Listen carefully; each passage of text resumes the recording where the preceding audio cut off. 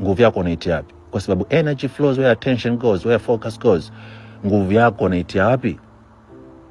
Attention yako ipo kwenye nini kila siku? Una focus na nini? Ndio maisha yako hayo. Hakuna miujiza.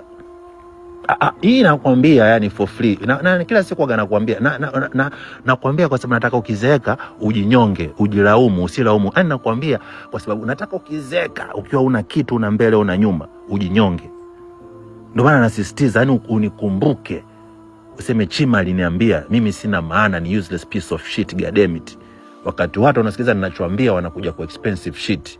Kitu kingine ambacho nimekuja kugundua, vijana wengi mnakosa ratiba, mnakosa mipango ya kimaisha. Kwa sababu mimi siwezi kukuelewa bro. Wewe una kazi. Yaani una chochote cha maana unachofanya. Wewe ni mtu wa maandazi. Na nyeto. Na mitandao kuangalia matako. Bro, mimi I go to work. First of all, first thing in the morning, I go to work. I go to the gym after work, bro. I go home, I take a shower, I have dinner with my family. I go online, I do my businesses online. On the same day, and I read a book at night before I go to bed. Early in the morning at 7, I'm awake, back to work. Hivyo consecutively the whole week. Na vitu vangu vingi nafanya na achieve.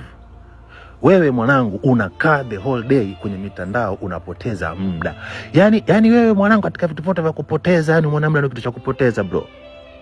Unajua maisha vile yalivyo mafupi. Unajua umebakisha Christmas ngapi na Eid ngapi humu duniani? Ushakujiuliza hilo swali? Umekosa vitu vya kupoteza, unaona muda ndo kitu cha kupoteza. Yani unapoteza muda unaopoteza rafiki yangu. Unajua umuhimu wa muda kweli wewe? Umekaa unasema duniani unapita. Si upite basi haraka uondoke. Unakaa unatokea kiwingu cha nini? Kufa. Kimbilia huko peponi ambako uliambiwa utaenda. Kuna bikira alweno na kusubia kwa simamia kucha ukojoe bao moja unasimamia kucha masaa 70. Nenda. Unasubiria nini? Paka ile siku Waafrika watakuja ku respect time, ndio ile siku maisha yetu yatabadilika. Bila kuheshimu muda, mama tutakuwa na maisha magumu mpaka tunaingia kaburini. Tutabaki kuangalia tamthilia, kuscroll kwenye mitandao, kuburudika, maskini. Kwa sababu umeachieve nini ndio ucelebrate. Ina maana kwamba wewe upo kwenye mitandao kupati muda wote kwa sababu you are a loser. Ndio maana una focus na kupati, wakati winners wana celebrate, goddammit. Winners never quit and quitters will never win. Umequit mzee baba. Hii ni fact ambayo nakwambia. Na una cha kuniambia umeachieve nini?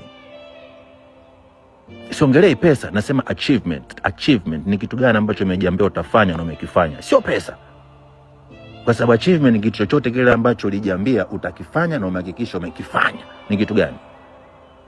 Umetandika kitanda? Umetandika kitanda? Hujatandika. Nina uhakika hujatandika kenge mmoja wewe, utandiki kitanda wewe.